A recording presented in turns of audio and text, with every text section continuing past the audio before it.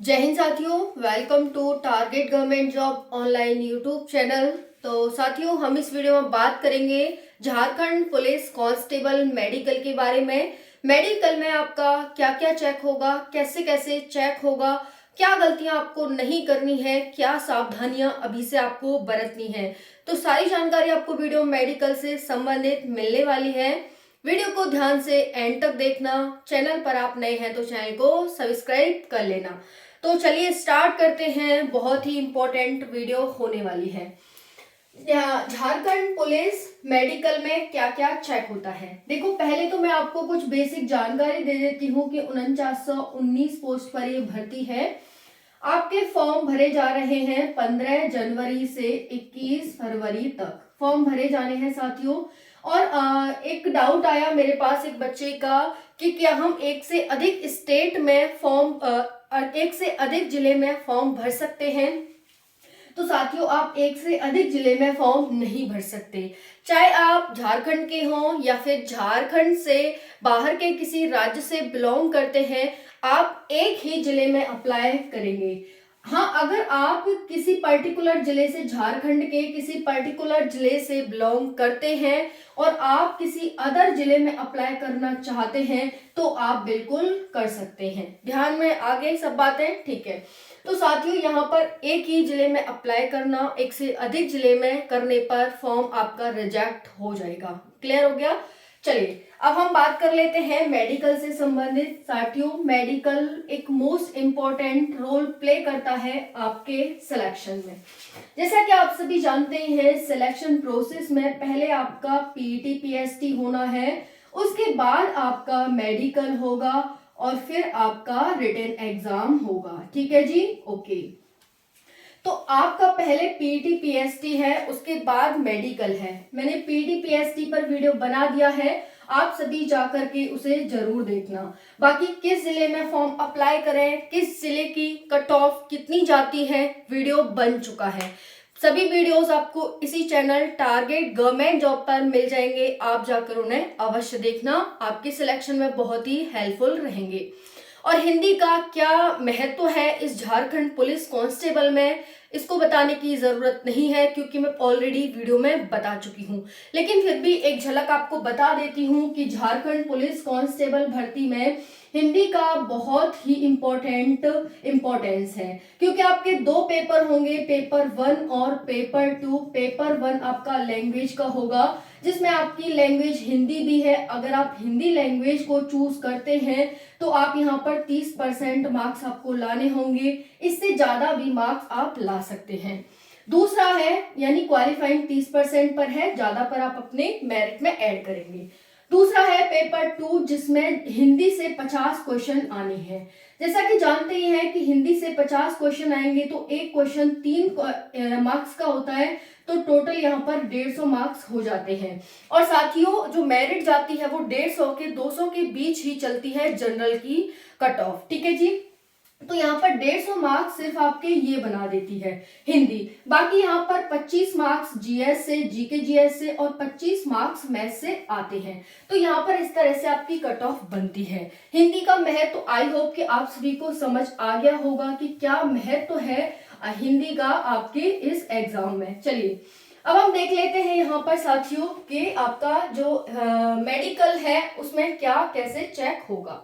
देखिए, पहला है आपकी हाइट। जो जनरल हमारे मेल हैं उनकी हाइट 160 सेंटीमीटर होनी चाहिए। जो फीमेल जनरल को छोड़ करके जो SC ST है उनकी हाइट यहाँ पर साथियों 155 सेंटीमीटर होनी चाहिए। और जो भी फीमेल है उनकी हाइट यहाँ पर साथियों 148 सेंटीमीटर होनी चाहिए। आई होप कि हाइट से संबंधित कंसेप्ट आपसे क्लियर हो गया होगा। दूसरा है साथियों चेस्ट। चेस्ट में क्या है, 79 से 81 आपका चेस्ट होना चाहिए। अब हम बात कर लेते हैं आई टेस्ट की, यानी कि आंखों का टेस्ट कैसे होता है। देखिए साथियों, एक होता है आपका सबसे पहले आई टेस्ट में क्या है, आपको रीडिंग करवाई जाएगी। रीडिंग में होता है कि पहले एक लेटर, ठीक है, बड़ा दे दिया, फिर 2 लेटर छोटे, फिर 2 लेटर और छोटे, ठीक है, फिर और छोटे, मतलब छोटा होता जाएगा साइज इनका। इस तरह से एक चार्ट दिया जाता है जिसमें लेटर छोटे छोटे होते जाते हैं, फिर और छोटे हो जाएंगे, देख सकते हैं। ठीक है जी, इस तरह से आपके छोटे छोटे होते जाएंगे। इसमें लगभग 7 पंक्ति होंगी, 1 पंक्ति, 2 पंक्ति, 3, 4, 5, 6 और एक और यहाँ पर 7वीं पंक्ति होगी। इसमें आपको पढ़वा के दिखाया जाएगा कि बड़े से छोटे तक आप पढ़ पाते हैं कि नहीं पढ़ पाते। अगर आप लास्ट पंक्ति पे पहुंच जाते हैं और लास्ट पंक्ति को सफलतापूर्वक पढ़ लेते हैं तो आपका जो ये वाला टेस्ट है वो क्लियर हो जाएगा। इसे क्या कहा जाता है? तो इसे कहा जाता है निकट दृष्टि दोष और दूर दृष्टि दोष। यानी आप निकट दृष्टि और दूर दृष्टि दोष आप में जो चेक करा जा रहा था उसमें आप क्वालिफाई हो गए हैं। यानी आपकी आईज में कोई भी कमी नहीं है रीडिंग को लेकर। उसके बाद आपका क्या होता है? कलर ब्लाइंडनेस टेस्ट होता है। जैसा कि आप सभी ने देखा होगा कि इस तरह से एक घेरा बना होता है जिसमें क्या है कि आपका कोई लेटर लिखा होता है। लेटर मान लो कि आपका 12 लिखा है। अब आपको इसमें पढ़वा के दिखा जाएगा कि बताइए इस गोले में कौन से डिजिट लिखे हैं। ABCD हो सकता है, कोई काउंटिंग हो सकती है, कुछ भी हो सकता है। तो अगर आप इसे सफलतापूर्वक पढ़ लेते हैं तो आपका क्या होगा? वहां पर वो क्वालिफाई माना जाएगा। आप आइस टेस्ट आपकी क्वालिफाई हो जाएंगी। ठीक है जी, आई होप कि समझ आ गया होगा आपका। रीडिंग में निकट दृष्टि दोष, दूर दृष्टि दोष चेक करेंगे और कलर ब्लाइंडनेस जो गोले वाला है उसमें कलर ब्लाइंडनेस तो नहीं है ये चेक करेंगे कि आप कलर को पहचान पाते हैं या फिर नहीं पहचान पाते हैं। आप ब्लैक को ब्लू तो नहीं बोल रहे, आप व्हाइट को ग्रीन तो नहीं बोल रहे, इस तरह से। ठीक है जी, ओके। नेक्स्ट आता है, आई होप कि आई टेस्ट आपको समझ आ गया होगा कि इसमें क्या क्या होगा। निकट दृष्टि दोष, निकट दृष्टि दोष और दूसरा होता है दूर दृष्टि दोष और तीसरा होता है कलर ब्लाइंडनेस। ठीक है जी, ब्लाइंडनेस। चलिए अब नेक्स्ट देखते हैं ईयर टेस्ट। आपके कान का टेस्ट होगा। आप जब भी मेडिकल में जाएंगे तो अपनी कान की सफाई करवा के जाएंगे। सफाई इन द सेंस कि आप अच्छे से उसे साफ करके जाएंगे। एक दिन पहले कान में तेल डालना, ठेक जो भी होगी, गंदगी होगी वो फूल जाएगी और उसे धीरे धीरे आप खुद निकाल सकते हैं या फिर कहीं किसी केमिस्ट पर या फिर किसी डॉक्टर पे जाकर, कान के डॉक्टर पे जाकर निकलवा सकते हैं।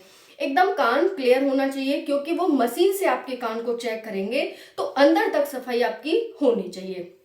अगर आपका कान बहता है तो उसे भी आप डॉक्टर से अभी से कंसल्ट करके सही करवा लेंगे। ठीक है जी, इतना क्लियर हो गया होगा। क्योंकि जिस इंसान का कान बहता है ना उसकी बॉडी बहुत ही कमजोर हो जाती है और कमजोर व्यक्ति का आपका यानी आपके सिलेक्शन से पहले जब आयोग को पता है कि ये व्यक्ति कमजोर है तो वो क्यों लेंगे, है ना, तो निकालने के चांसेस हो जाते हैं।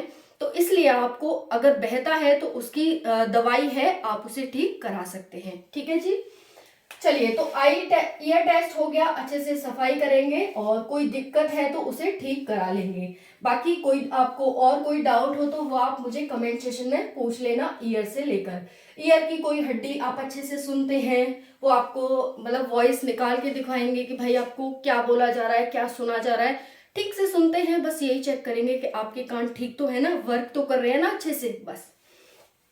अब देखो नेक्स्ट है नोज टेस्ट। नोज टेस्ट में क्या होगा? आपकी नाक की हड्डी देखी जाती है कि आपकी नाक की हड्डी सीधी है या नहीं।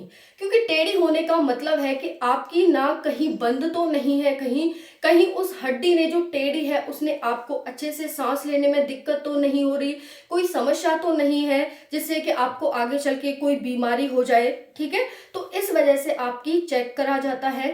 अगर आप अच्छे से सांस लेते हैं, अच्छे से कोई भी चीज आप वो सूंघवाएं, आप सूंघने में सक्षम हैं तो आपकी नोज एकदम ठीक है। बाकी टेढ़ा मेढ़ा से कोई दिक्कत नहीं होने वाली, अगर आपको वैसे कोई दिक्कत नहीं है तो। ठीक है, जरूरी नहीं है कि सभी की नाक एकदम सीधी ही हो। हड्डी या फिर थोड़ी बड़ी नाक टेढ़ी हो जाती है बट इसका मतलब ये नहीं है कि आपकी नाक खराब है। ओके, ठीक है जी। तो बाकी आपको दिक्कत नहीं होनी चाहिए, दिक्कत है तो फिर आपको वहां पर दिक्कत हो सकती है। उसका भी इलाज है कि डॉक्टर से कंसल्ट करें, और इसका कोई इलाज हो सकता है तो टाइम है आपके पास, उसको ठीक करा लें। नेक्स्ट है ब्लड टेस्ट। साथियों, आप जाएंगे, आपका ब्लड टेस्ट होगा। ब्लड टेस्ट कराने का मतलब होता है कोई शुगर वगैरह तो नहीं है, टीबी वगैरह तो नहीं है, ये सब आपके चेक किए जाते हैं ब्लड टेस्ट में। तो आपको ब्लड टेस्ट आराम से नॉर्मल रह करके, कोई भी अपने फेस पे हाव भाव नहीं दिखाने, कोई भी अपना ब्लड ज्यादा गर्म नहीं करना कि भाई एकदम ब्लड टेस्ट की बात आए और आप अपने आप को हीट कर लें बहुत, ऐसा नहीं करना है। ठीक है, नॉर्मल रहना है। नॉर्मल ब्लड टेस्ट होगा, अगर कोई दिक्कत नहीं है तो सब कुछ नॉर्मल आएगा। ठीक है, ब्लड टेस्ट होगा आपका, ब्लड आपका 120 से 80 के बीच होना चाहिए। उसके बाद है एक्सरे। साथियों, एक्सरे भी होगा, आपकी बॉडी पार्ट की चेकिंग होगी कि आप अंदर से स्वस्थ हैं, कोई दिक्कत वगैरह तो नहीं है आपके सांस लेने में, या फिर खाने पीने में, या फिर चलने में, रनिंग करने में, एक्सेट्रा एक्सेट्रा। वैसे तो आप रनिंग करके ही पास करेंगे, क्योंकि रनिंग भी साथियों 10 किलोमीटर की है। कितने किलोमीटर की है? 10 किलोमीटर की रनिंग है बॉयज के लिए 1 घंटे में। वहीं पर गर्ल्स के लिए 30 मिनट में 5 किलोमीटर की रनिंग है। ठीक है जी, तो यहाँ पर ये हो जाता है। उसके बाद है एक्सरे आपका होगा, आप अच्छे से एक्सरे कराएंगे, पूरी बॉडी का टेस्ट होगा उसमें। उसके बाद आती है बीपी की। साथियों, किसकी? बीपी की, यानी ब्लड प्रेशर की। आपका ब्लड प्रेशर देखा जाएगा, ब्लड का प्रेशर है वो कितना है, तो उसमें भी आपको नॉर्मल दिखाना है, कोई दिक्कत वाली बात नहीं है।